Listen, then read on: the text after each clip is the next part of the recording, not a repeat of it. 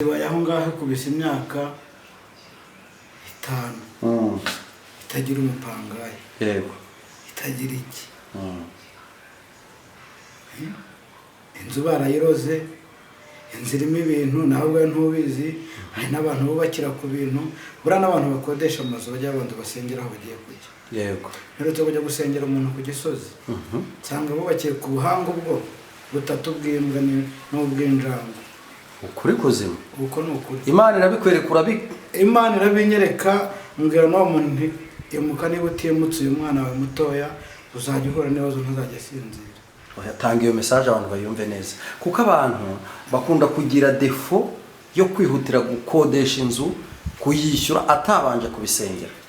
Abantu ntibajya basenga ariko iyo mbwira abantu ngo basenge nibasenge nyine kuko gusenga harimo byinshi ugomba kubona cyane rwose arahari umuntu arahari si ngombwa kuvuga amazina ye twagiye turasenga ndamubaza umwana wawe ntararagurika ati yego muhaza byose ati n'ubu uko afite agahingira ngo nuko hari cyari inzu nziza rwose igeretse ariko ndakubwiye yego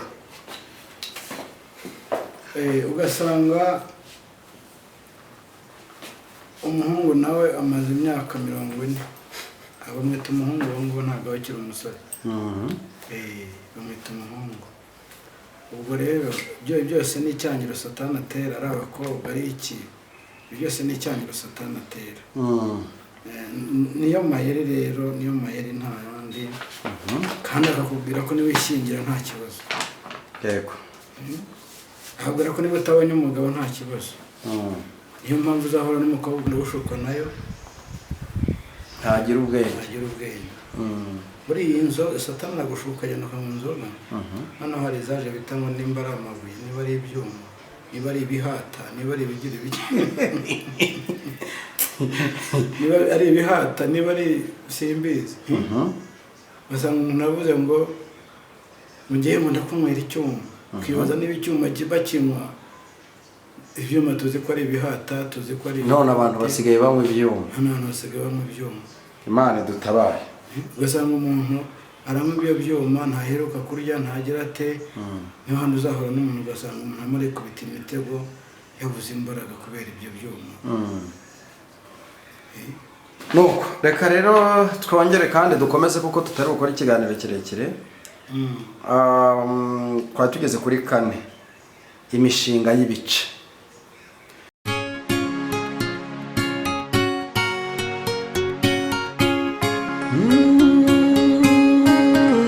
Emana we Yesu we ingoma yawe ni amamare yego ugasanga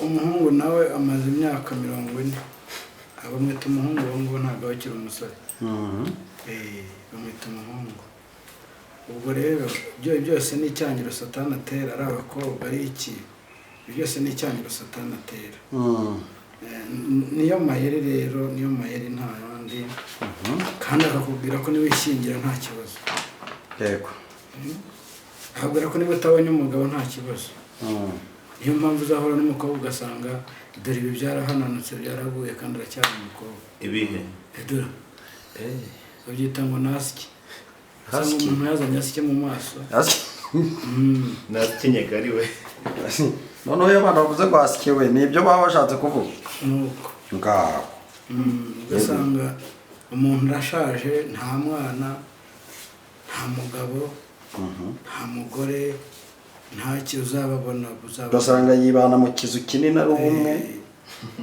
aby'inkono ya wenyine ugasanga hari byo miryango byabo bibakurikirana kandi nta ruhare wigeze ubigiramo byo kwa basogokuru na sogokuruza ugasanga byaragukurikiranye nuko ntabwo byoroshye abantu nibareke dusenge abantu babe maso dusenge kugira ngo Imana y'amahoro tugirire neza iturenge ariko hari ikintu njya gukundira ibiganiro byose dukorana ushishikariza abantu gusenga no gusenga niryo pfundo ry'ibyiza twasenze nta ntambara twasenze nta bujura twasenze nta warwana twasenze nta wakima undi mbese gusenga harimo byose. yego niyo mpamvu nkunda kubwira abantu ngo dusenge. gusenga ni intwaro ikomeye cyane. abaririmbyi bamwe bavuze ngo iratigisa ngo ibihome bya satani kabivanaho byose. rero niyo mpamvu igihugu kidasenga nta mahoro kigira. ndagira ngo igihugu gifite imbaraga, gifite igisirikare gikomeye, gifite ubutunzi, si ngombwa gusenga. ibyo ni byo wibwira, njye ntabwo mbizi. icyo nzi ni uko icya mbere ari ugusenga, kandi igihugu kidasenga nta mahoro burya cyagira. ntabwo byoroshye. gusenga nibyo bya mbere. gusenga nakubwiye ngo habamo byose bibamo.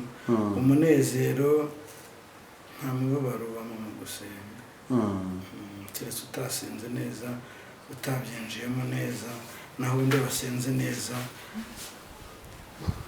Imana ikugirira neza. kuki se hari umuntu ujya kumva ukumva aravuze ngo ntari nasenga nari ntunze none ninje mu byo gusenga narahombye? Wahehe abantu barabivuga. urugero rumwe ati naracuruzaga none ubu singicuruza. njye ntungurwa no kuvuga ngo igihombo ngo ni rimwe mu mayeri ya satani, kandi n'abitwa ko basenga cyangwa se abavuga ko basenga naho bacuruza bagahomba.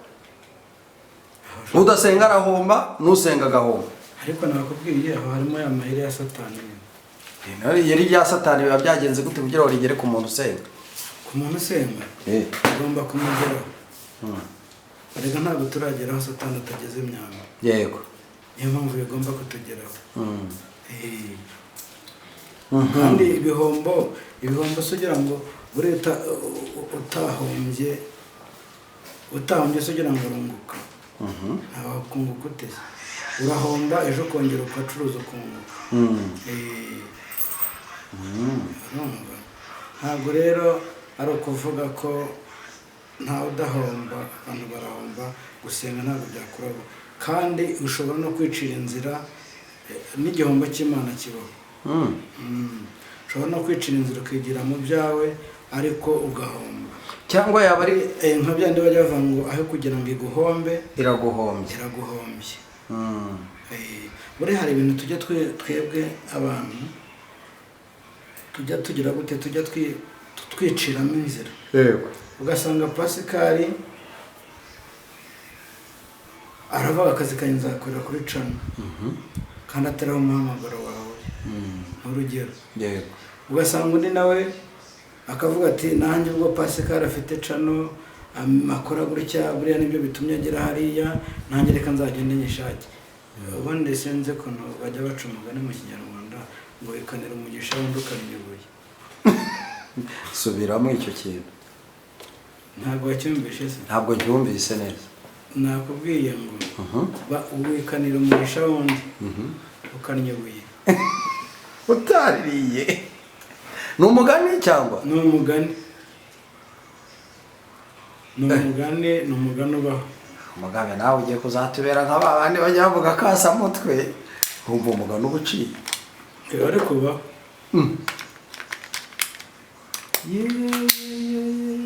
ni umugani ubaho, kandi mu mugani ugana akariho. niyo mpamvu rero nkubwiye ngo ntabwo uzabona Pasikari cyangwa ngo ubone n'undi yashinze cano uvuye ngo ngiye gushinga cano. ibyo Pasikari yabonaga nanjye nzabibona. ntabwo ariko bimeze. abantu nyine baba bazi ko cano yenda ivaho amafaranga, kandi ntabwo ari byo. ntibishaka bibe byo. ubundi se urabihakanira iki? bitaho amafaranga se mwarajya mwirirwa musakuza mwishimira ibyago bya bagenzi banyu. turi mu murimo w'Imana.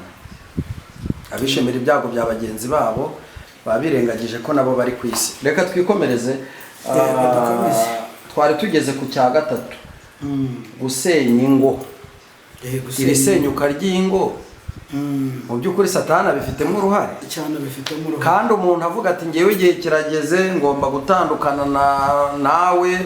buri wese agashaka uburyo agomba kwibeshaho, buri wese kubera ko umbangamiye nawe nkaba nkubangamiye, tugatandukana. aho satani arimo gute?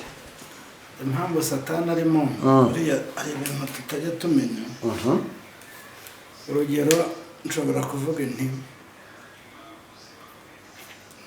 reka wenda urugero ndashyire kuri mama abantu ntibanyumve nabi ababyeyi ntibanyumve nabi ariko buriya hari igihe satani ashuka abantu banza usome ku mazi reka mbanza mu mazi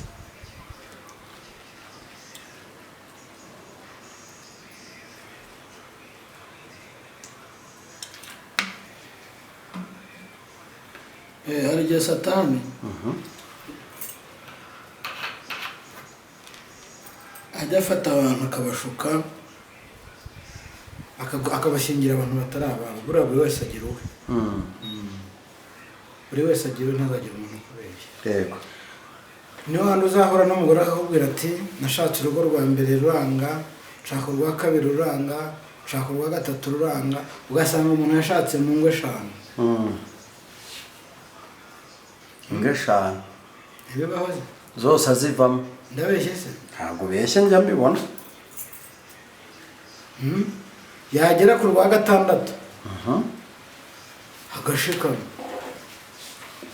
aba yageze kuwe yahageze kuwe kubera iki kubera ko aba yariciriye inzira nibyo rero nakubwiraga nkavuge ni buriya umuntu ashobora kubona Pascal akavuga ati Pascal kubera ko afite cano nanjye reka nshinge cano ariho nacaga uriya mugani ukansubirishamo ntabwo icyawe kiba ari icyawe iyo wiciriye inzira biranga niyo mpamvu n'uriya mugore aba yariciriye inzira ariko buriya ngo icyawe ntaho kigira gute ntaho kijya nabira bakubwira ngo abantu barasezerana bagira gute niyo basezerana mu nkiko zose zo mu gihugu cyose mu bihugu byose byo mu isi ariko igihe kiragera igihe kiragera mugatandukana iyo atari uwawe kubera iki kuko wariciriye inzira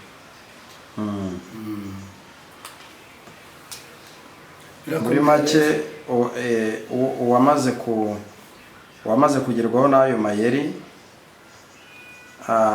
ashobora no ayo mayeri ashobora no kumwinjira mu mutima we ku buryo ashobora kugira imyitwarire idasanzwe rimwe na rimwe ku buryo abantu baje bagira ngo ibibazo ahura nabyo nawe abigiramo uruhare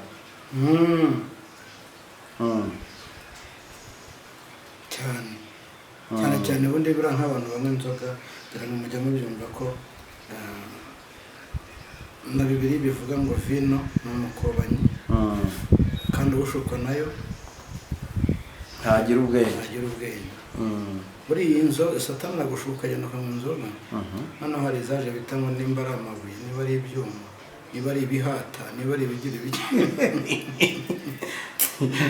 niba ari ibihata niba ari simbizi ugasanga umuntu avuze ngo mugiye ngo ndakunywera icyuma ukibaza niba icyuma bakinywa ibyuma tuzi ko ari ibihata tuzi ko ari none abantu basigaye banywa ibyuma Imana dutabare ugasanga umuntu aranywa ibyo byuma ntaheruka kurya ntagira ate niyo handi uzahora n'umuntu ugasanga umuntu amara kubita imitego yabuze imbaraga kubera ibyo byuma nuko reka rero twongere kandi dukomeze kuko tutari gukora ikiganiro kirekire twari tugeze kuri 4 imishinga y'ibice nyine ni kwagupanga ugahora upanga nzakora iki ukubaka inzu wayigeza muri sinzi uko babyita muri kira hejuru ahangaha bahita muri kintu hejuru muri bahita muri rendo ugasanga inzu ibaye aho ngaho imyaka 10 uwo hanyuze wese atari ko se yanze kwituzura kandi hano mu mujyi hari ahantu nabonye inzu ngo imaze imyaka muri 30-25 yarahari ngo yanze kuzura ariko nyirayo yaguhamagaye ukajya gusengera iriya azampamagare nawe yafashwe n'iyeri rya satani cyane cyabaza agasanga umuntu arubatse inzu ibaye aho ngaho kubisa imyaka 5 itagira umupangayi yego itagira iki inzu barayiroze inzu irimo ibintu nawe ubwawe ntubizi hari n'abantu bubakira ku bintu buriya n'abantu bakodesha amazu bajya abantu basengera aho bagiye kujya yego rero tujya gusengera umuntu ku Gisozi cyangwa bubakiye ku buhanga ubwo butatu bw'imbwa n'ubw'injangwe. ukuri kuzima uko ni ukuri. Imana irabikwereka Imana irabinyereka mbwira n'uwo muntu imuka niba utimutse uyu mwana wawe mutoya uzajya uhura n'ibibazo ntuzajya asinzira. Tanga iyo message abantu bayumve neza, kuko abantu bakunda kugira defo yo kwihutira gukodesha inzu kuyishyura atabanje kubisengera. Abantu ntibajya basenga, ariko iyo mbwira abantu ngo basenge ntibasenge nyine, kuko gusenga harimo byinshi ugomba kubona. Cyane rwose arahari, uwo muntu arahari, si ngombwa kuvuga amazina ye. Twagiye turasenga ndamubaza umwana wawe ntararagurika, ati yego. Mubaza byose ati n'ubu ngubu afite agahenge ngira ngo nuko uhari.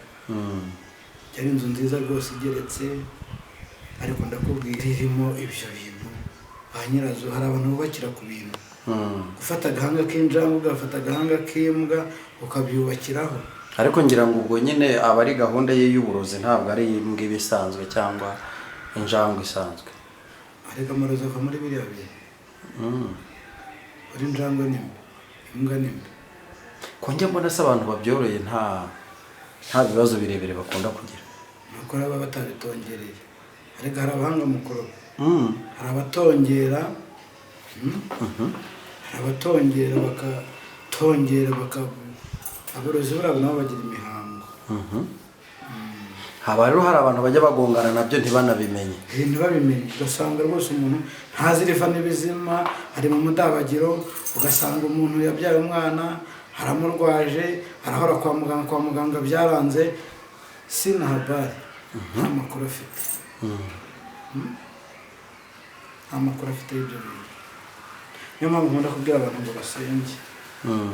Abantu bajye basenga, kuko gusenga harimo ibyo byose, kubimenya, umwuka akakuyobora icyo ugomba gukora.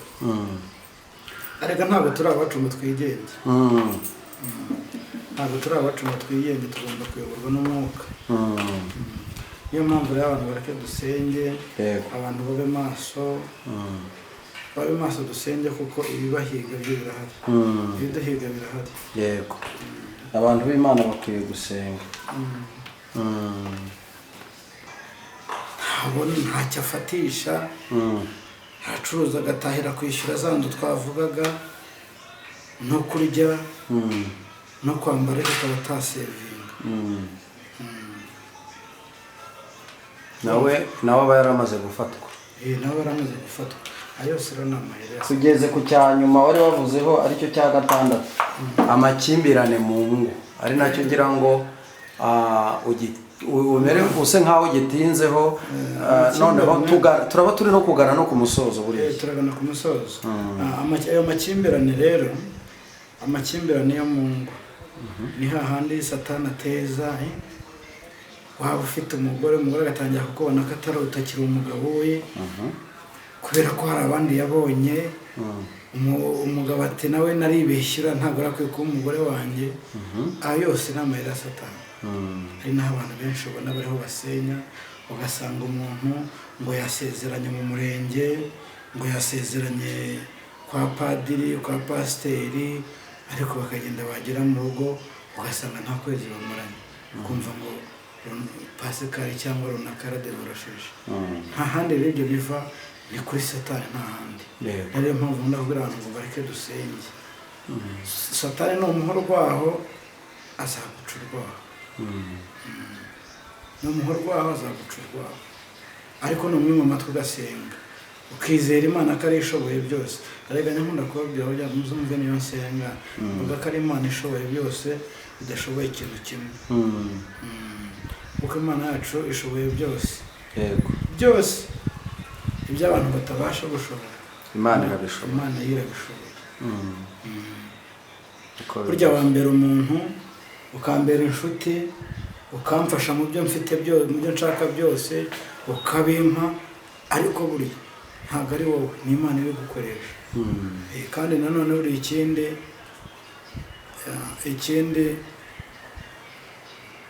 atari Imana ishoboye byose ntabwo yagukoresha. Ariko iragutegeka. Iragutegeka.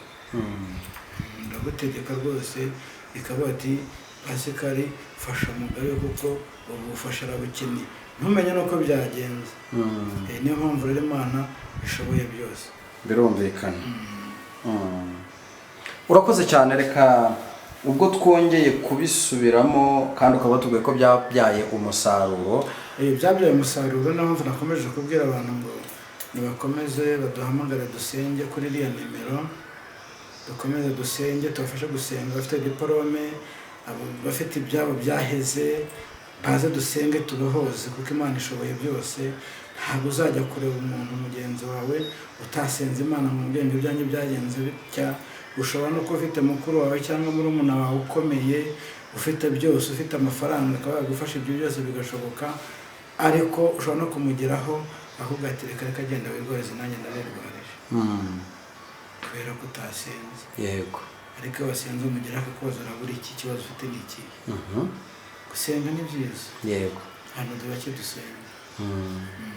Mu gihe cyo gusenga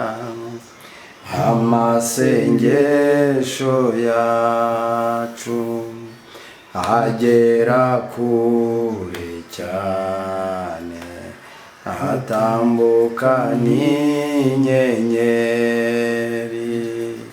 Umutima w'umuntu ujya imbere y'Imana, ugakomanga urugi ushaka kureba Imana.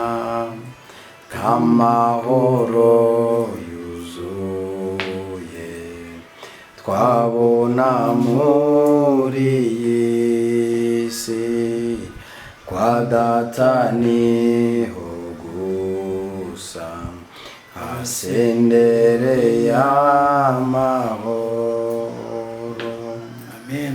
Haleluya. Urumva ngo kwa Data niho gusa hasendereye amahoro. Nta handi wakura amahoro, nta handi wakura umunezero, nta handi wakura ibyishimo keretse kwa Data. Yego. Niho hasendera amahoro. Imana duhana umugisha, abasenga mureke dukomeze dusenge. Ni ukuri Imana izatugirira neza. Kandi umurembyi niwe warembye aravuga ngo nugamburura mu makuba ngo gukomera kwawe kuzaba kubaye ubusa. Niko mu migani havuga. Nugamburura mu makuba gukomera kwawe kuzaba kubaye ubusa, cyangwa gutabarwa kwawe. Yego. Urakoze cyane. Karibu rero n'isengesho nkuko n'ubundi tuba twatangiye dusenga. Reka dusenge mu izina rya Yesu. Wowe ufite diporome hafi, yishyira hafi tuyisengera mu izina rya Yesu. Nawe ufite ibindi bibazo bitandukanye ubishyire hafi tubisengera Imana. Mana yacu, Imana nziza, Imana yo kwizerwa, Imana ishoboye byose, Imana idashoboye ikintu kimwe, uri rurangiza rwa burundu. Aka kanya turasenze, dusengeye diporome, dusengeye akazi mu izina rya Yesu, dusengeye visa, dusengeye Mwami iby'abantu bose babuze, ndabisengeye kandi ndabibohoje mu izina ryawe. Bagire neza, bakugiraho umugisha, ubane natwe twese, ukomeze kurinda igihugu cyacu, urinde abaturanyi bacu mu izina rya Yesu Kristo, urinde bashiki bacu, urinde basaza bacu, urinde abana mu izina rya Yesu, urinde ababyeyi. Abo bose ndabagushinganishije, urakoze kuko byumvise kandi sindize kubikoze mu izina rya Yesu Kristo. Amen. Urakoze cyane. Imana y'amahoro iguhereze umugisha.